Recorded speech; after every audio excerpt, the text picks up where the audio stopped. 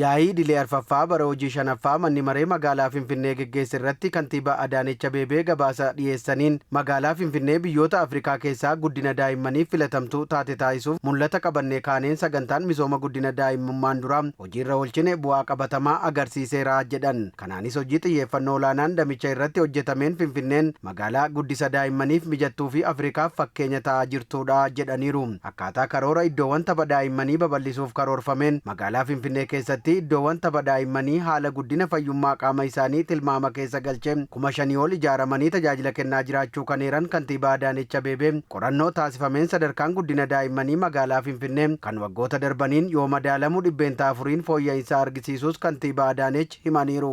የልጆች መጫወቻ ቦታዎች ለማስፋፋት በተያዘው እቅድ iddoowwan tapha daa'immanii babal'isuuf akkaatuma karoorfameen magaalaa keenya keessatti haala garaagaraan iddoowwan tapha daa'immanii haala guddina fayyummaa qaama isaanii tilmaama keessa galchee 5,003 adda baafamuu fi misoomuun tajaajilaaf banaa ta'eera.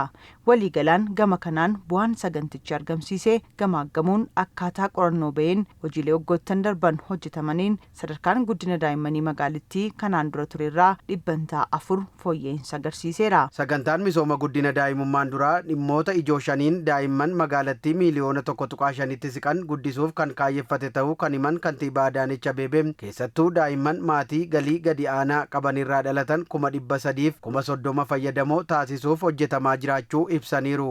አዲስ አበባን ህጻናትን ለማሳደግ Magaalaan Finfinnee daa'imman guddisuuf kan mijattu magaalaa filatamtuu Afrikaa taasisuuf akkaataa mul'ata qabanneen sagantaan misooma guddina daa'imummaan duraa raawwii milkaa'aa agarsiiseera. Har'a kan hin facaafne bor haamuuf qophaa'uun nurra hin jiru waan ta'eef sagantichi daa'immaniif xiyyeeffannoo barbaachisu akka kenninuu fi sirnaan dhaloota irratti akka hojjennu kaayyeeffatee sagantaa eegaledha. Sagantichi daa'imman magaalaa keenyaa miiliyoona 1.3 keessattuu daa'imman maatii galii gadi aanaa qaban irraa dhalatan 300,000 fi 30,000 fayyadamoo taasisuuf kan kaayyeeffate dhimmoota ijoo 5 of keessatti qabatedha. Tajaajila gorsa maatii fi guddistoota daa'immaniif karaa guutuu ta'een kennuu kan danda'an hojjettoota 5,000 ol leenjii barbaachisu kennuufi ramaduun tajaajila gorsaa manaa manatti deemuun akka kennan taasifamuus kantiibaa Adaanech Abeebee gabaasa isaaniin eeraniiru. Haadholii fi daa'imman deeggarsa barbaadan 15,000f deeggarsi nyaataa walitti fufiinsaan taasifamaa turuu kan himan kantiibaa Adaanech Abeebee buufataalee fayyaa 95 keessattis hordoffiin haala guddina daa'immanii taasifamaa turuu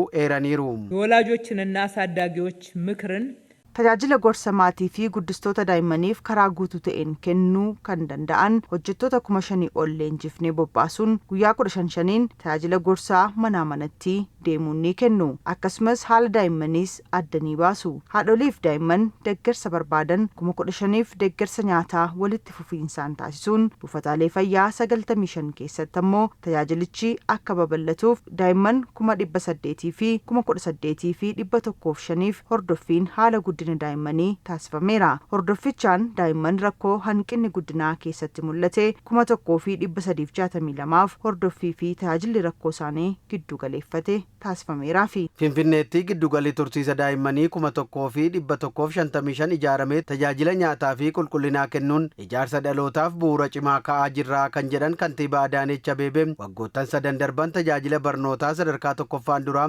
daa'imman bifa taphaan akka baratan taasisuuf hojii hojjetameen bu'aa olaanaan galmaa'us eeraniiru.